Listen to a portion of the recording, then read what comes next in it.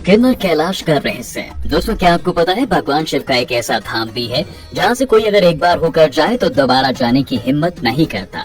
यह ना ही कैलाश मानसरोवर की यात्रा है और ना ही अमरनाथ की यात्रा। जी हाँ, तिब्बत स्थित मानसरोवर कैलाश के बाद किन्नर कैलाश को ही दूसरा बड़ा कैलाश पर्वत माना जाता है। सावन का महीना शुरू होते ही हिमाचल की खतरनाक कही जाने वाली किन्नर कैलाश यात्रा शुरू हो जाती है।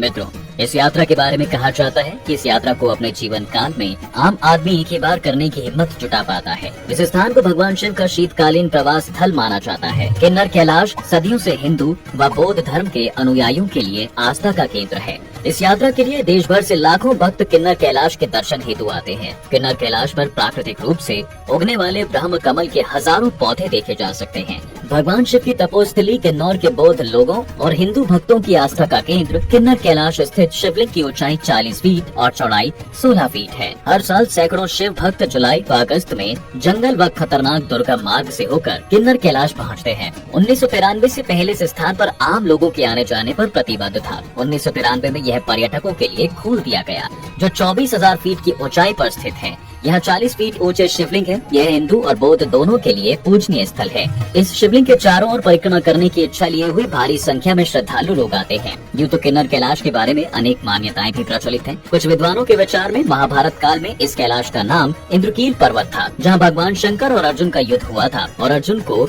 पाशुपातास्त्री की प्राप्ति हुई थी। यह भी मान्यता है कि पांडवों ने अपने वनवास काल का अंतिम समय यहीं पर गुजारा था।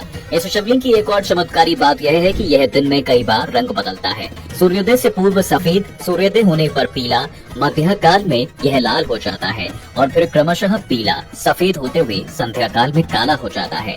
ऐसा क्यों होता है, इस रहस्य को अभी तक कोई नहीं समझ सका है। किन्नौर वासी इस शिवलिंग के रंग बदलने को किसी दैविक शक्ति का चमत्कार मानते हैं। कुछ बुद्धिजीवियों का मत है कि यह एक स्फटिकीय रचना है और सूर्य की किरणों के विभिन्न कोणों में पड़ने के साथ ही यह चट्टान रंग बदलती नजर आती है। इस शिवलिंग की यात्रा हेतु सबसे पहले सभी यात्रियों को Indo Tibet border police post पर यात्रा के लिए अपना पंजीकरण कराना होता है। यह पोस्ट 8,727 फीट ऊंचाई पर स्थित है। यह किन्नौर जिला मुख्यालय रिकांगपिओ से 41 किलोमीटर की दूरी पर है। इसके बाद लांबार के लिए प्रस्थान करना होता है। यहाँ 9,678 फीट की ऊंचाई पर है, जो 10 किलोमीटर की दूरी पर स्थित है। यहाँ जाने के लिए खच्चरों का सहारा लिया जा सकता है। इसके बाद 11,319 फीट की ऊंचाई पर स्थित चारांग के लिए चढ़ाई करनी होती है, जिसमें कुल 8 घंटे लगते हैं। लांबार के बाद ज्यादा ऊंचाई के कारण पेड़ों की संख्या कम होती जाती है। चारांग गांव के शुरू होते ही सिंचाई और स्वास्थ्य विभाग का गेस्ट हाउस मिलता है, जिसके आसपास टेंटों में यात्री विश्राम करते हैं। इसके बाद 6 घंटे की चढ़ाई वाला ललांती 14,108 के लिए चढ़ाई शुरू हो जाती है। चारांग से 2 किलोमीटर की ऊंचाई पर रंगरिक तोंगमा का मंदिर स्थित है। इसके बारे में यह कहा जाता है कि बिना इस मंदिर के दर्शन किए हुए परिक्रमा अधूरी रहती है। इसके बाद 14 घंटे लंबे चढ़ाई की शुरुआत हो जाती है। इस दिन एक और जहां ललांती दर्रे से चारांग दर्रे के लिए लंबी चढ़ाई करनी होती है, वहीं दूसरी ओर चितकुल देवी के दर्शन हेतु लंबी दूरी तक उतरना होता है। किन्नर कैलाश को हिमाचल का बद्रीनाथ भी कहा जाता है और इसे रॉक कैसल के नाम से भी जाना जाता है। इस शिवलिंग की परिक्रमा करना बड़े साहस और जोखिम का कार्य है। कई शिव भक्त जोखिम उठाते हुए स्वयं को रस्सियों से बांधकर यह परिक्रमा पूरी करते हैं। पूरे पर्वत का चक्कर लगाने में करीब 1 सप्ताह से 10 दिन तक का समय लगता है।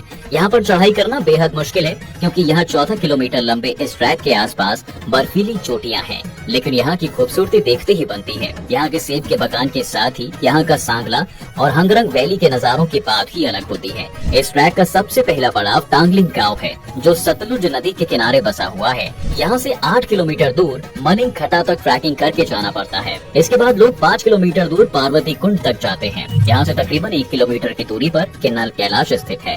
दोस्तों, माना जाता है कि यहाँ पर जो पार्वती कुंड स्थित है, वह कुंड देवी पार्वती ने खुद बनवाया था। यहाँ पर पूरी तैयारी के साथ आना चाहिए, क्योंकि यहाँ ट्रैकिंग वाकई बहुत ज्यादा मुश्किल है। इसके लिए आप किसी स्थानीय गाइड को अपने साथ भी ले जा सकते हैं। मित्रों, भगवान शंकर का एक अन्य निवास स्थान कैलाश पर्वत के पास स्थित है कैलाश मानसरोवर। यह अद्भुत स्थान भी रहस्यों से भरा हुआ है। कैलाश पर्वत दुनिया के 4 मुख्य धर्मों हिंदू, जैन, बौद्ध और सिख धर्म का धार्मिक केंद्र है। पौराणिक मान्यताओं के अनुसार इसी के पास कुबेर की नगरी है। यहीं से महाविष्णु के कर कमलों से निकलकर गंगा कैलाश पर्वत की चोटी पर गिरती है, जहां प्रभु शिव उन्हें अपनी जटाओं में भरकर धरती में निर्मल धारा के रूप में प्रवाहित करते हैं। कैलाश पर्वत के ऊपर स्वर्ग और नीचे मृत्यु लोक है। शिव पुराण, स्कंद पुराण, मत्स्य पुराण आदि में कैलाश खंड नाम से अलग ही अध्याय है, जहाँ इसकी महिमा का गुणगान किया गया है। कैलाश पर्वत पर साक्षात भगवान शंकर विराजमान है। इसकी बाहरी परिधि 52 किलोमीटर की है। मानसरोवर पहाड़ों से घिरी झील है, जो पुराणों में क्षीर सागर के नाम से वर्णित है। क्षीर सागर कैलाश से 4 किलोमीटर की दूरी पर है। वह इसी में शेषशय्या पर विष्णु व लक्ष्मी विराजित होकर पूरे संसार को संचालित कर रहे हैं।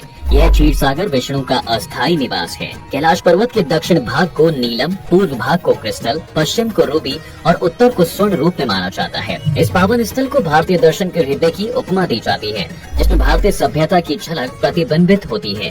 कैलाश पर्वत की तलछटी में कल्प वृक्ष लगा हुआ है। बौद्ध धर्मावलंबियों के अनुसार इसके केंद्र में एक वृक्ष है, जिसके फलों के चिकित्सकीय गुण सभी प्रकार के शारीरिक व मानसिक रोगों का उपचार करने में सक्षम है।